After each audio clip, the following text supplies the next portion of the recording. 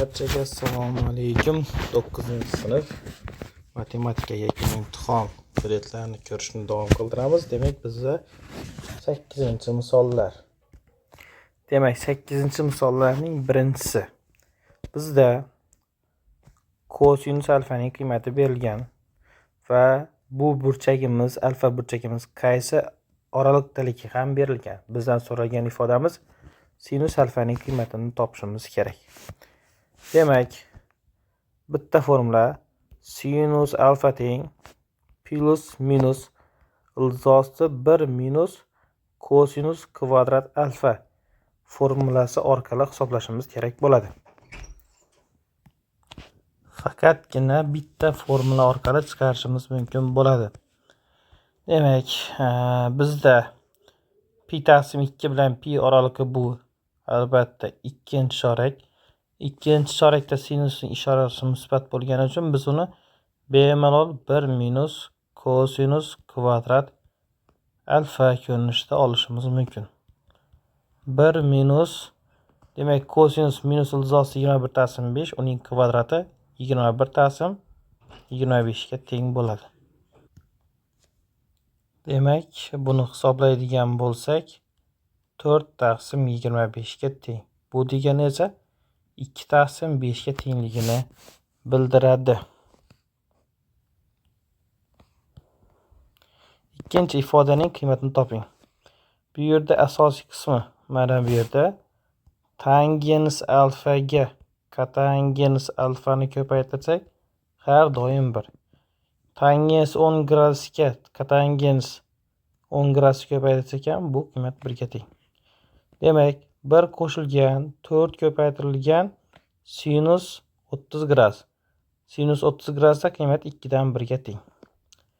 Bu ikkitasini qisqartiradigan bo'lsak, 1 qo'shilgan 2, to'g'ri javob 3 ga teng.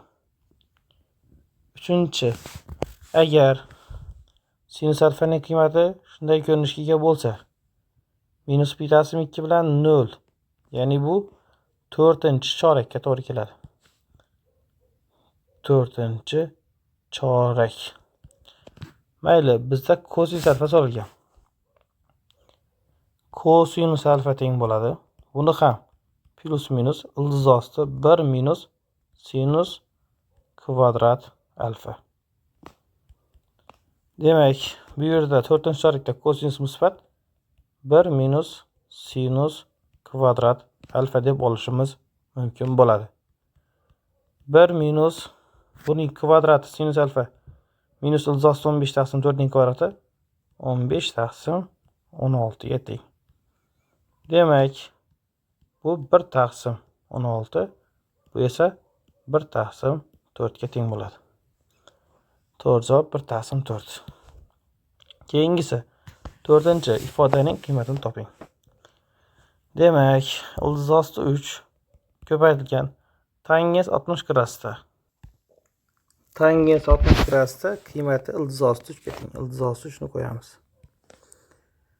Va bu ikkitasidan agar minusni kosning tashqarisiga chiqaradigan bo'lsak, minus sinus kvadrat 20 qo'shilgan kosinus kvadrat 20 graduslar hosil bo'ladi. Asosiy trigonometrik ayniyat bo'yicha mana bu ikkitasi 1 ga teng. Bu degani davomida minus 1 bor. Ildizosi 3 ni ildizosi 3 ga ko'paytiradigan bo'lsak, 3 ayrilgan 1 teng 2 hosil bo'ladi. 5-chi kosinus alfa teng minus 3/5. Demak, bizda bunda ham sinus topishimiz kerak.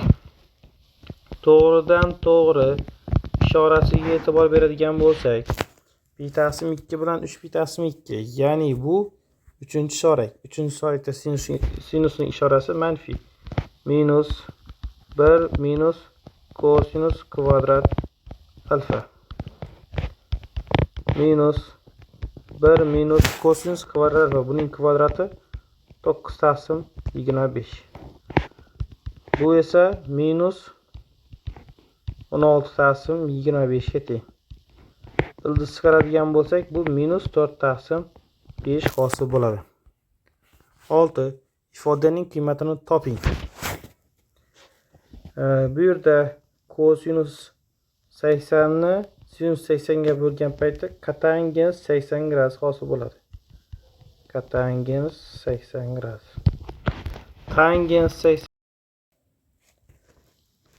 Tangens 80 gradusga kotangens 80 gradusni ko'paytirishimiz kerak. Bu esa har doim 1 ga teng.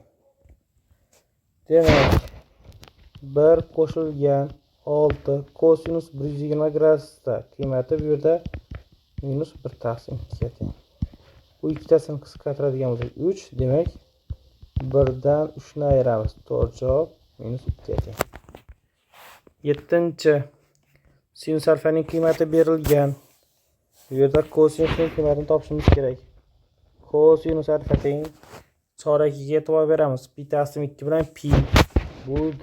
Bu yerda kosinus manfiy 1 minus sinus kvadrat alfa.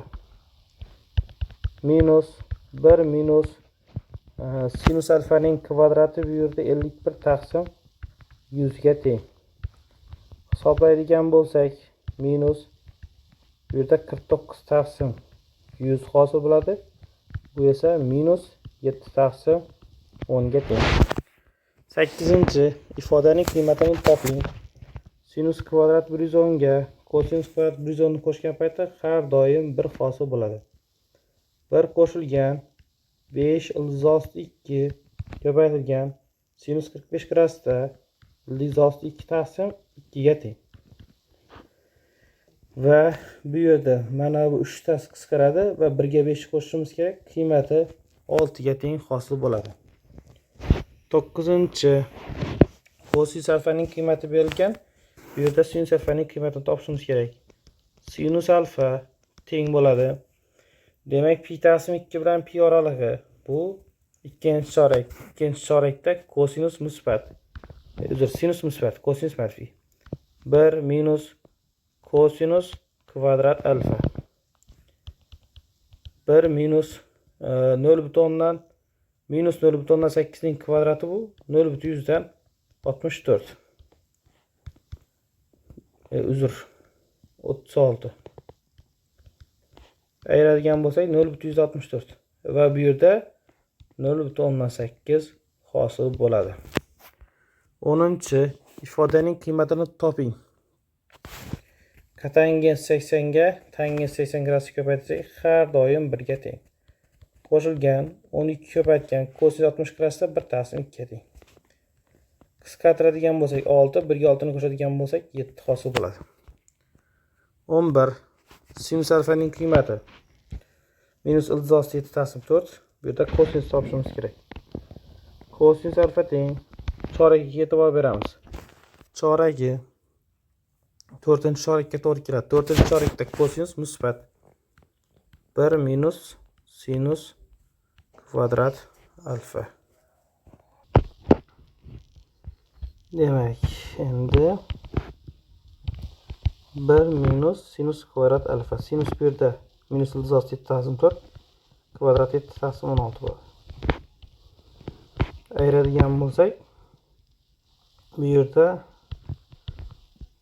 9 taqsim 16. Bu esa 3 taqsim 4 ga teng. 12-chi misol ifodaning qiymatini toping. Bunda ham bitta minus chiqaradigan bo'lsak, ikkitasining yig'indisi minus 1 hosil bo'ladi. 2 ildizosti 3 kotangens 30 gradusda ildizosti 3 ga teng qiymati minus 1 hosil bo'ladi. Demak, bu ikkitasini ko'paytirsak 3, 3 2 6, 6 dan 1 ni ayiradigan bo'lsak to'g'ri javob 5 ga teng. 13 kosinus alfa berilgan. Sinus alfaning qiymatini topishimiz kerak. Sinus alfa teng bu yerda pi bilan 3 pi taqsim 2 ning oralig'i 3-chorakka to'g'ri keladi. 3-chorakda kosinus ham sinus ham manfiy. Minus 1 minus kosinus kvadrat alfa. Minus 1 minus kosinus kvadrat alfa. Demak, buning kvadrati mahrajda 25, suratida esa 24. Minus ayiradigan bo'lsak 1 taqsim 25. Ildizni chiqaradigan bo'lsak minus 1 taqsim 5 hosil bo'ladi. 14-misol ifodaning son qiymatini toping. Demak, mana bu ikkitasi tangers 40 ni beradi. Ikkitasini ko'paytirgan paytda 1 hosil bo'ladi. 1 ayrilgan 2 ko'paytirilgan. Endi bu yerda kosinusning o'rniga kosinus 120 gradusda minus 1 taqsim 2. Bu ikkitasini qisqartsak, ikkita minus plus keladi. 1 qo'shilgan 1 ning qiymati 2 ga teng chiqadi.